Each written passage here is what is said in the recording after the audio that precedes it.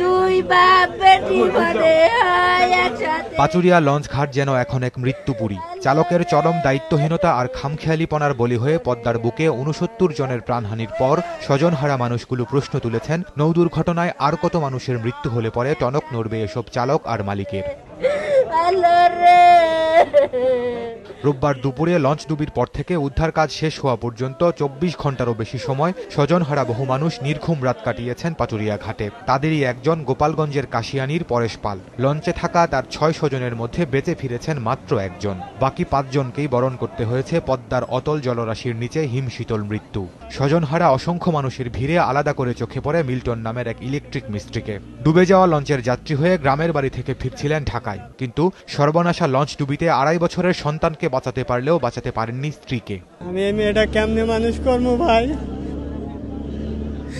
আমি কি করলাম, হাতে করে নিয়ে আসি এই তাই সাথে করে তাজা এরকম হাতে করে থিয়ে গেলাম।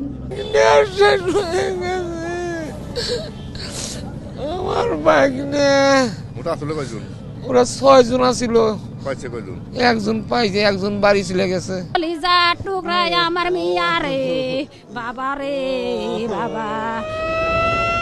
এদিকে সোমবার সকালে উদ্ধার অভিযান প্রাথমিকভাবে সমাপ্ত ঘোষণা করা হলেও শেষ মৃতদেহ না পাওয়া পর্যন্ত অনুসন্ধান চলবে বলে জানান জেলা প্রশাসক। এছাড়া দোষীদের বিরুদ্ধে আইনানুগ ব্যবস্থা নেওয়ার কথাও জানান তিনি। লঞ্চ থেকে লাশ উদ্ধারের কাজ শেষ, এটা আমরা সম্পূর্ণভাবে শেষ করেছি। এখন আশেপাশে যেসব লাশ ভেসে ওঠার সম্ভাবনা যদি থাকে নিখোঁজদের, আমরা সেটার জন্য আমরা কয়েকদিন কাজ করব। প্রতিটি পরিবারকে আর্থিক সহায়তা দিয়েছি এবং বিআইডব্লিউটিএ থেকে প্রত্যেককে ১,৫,০০০ টাকা করে অনুদান দেওয়া হবে। সোমবার ভোর 4:15টায় ডুবে যাওয়া লঞ্চটিকে তীরে আনার পর লঞ্চের পরতে পরতে যেন চোখে পড়ে এক একটি জীবনের গল্প। পানিতে ডুবে ভিন্ন নাম ভিন্ন পরিচয়ের এক একজন জীবন্ত মানুষ পরিণত হয়েছেন লাশে। অথচ লঞ্চের ভেতর থেকে উদ্ধার হওয়া যাত্রীদের ব্যাগ ও লাগেজ দেখে অনেকেরই বিশ্বাস করতে কষ্ট হচ্ছিল মানুষগুলো ফিরবেন না আর কখনোই। খান মোহাম্মদ রুমেল, সময় সংবাদ, মানিকগঞ্জ।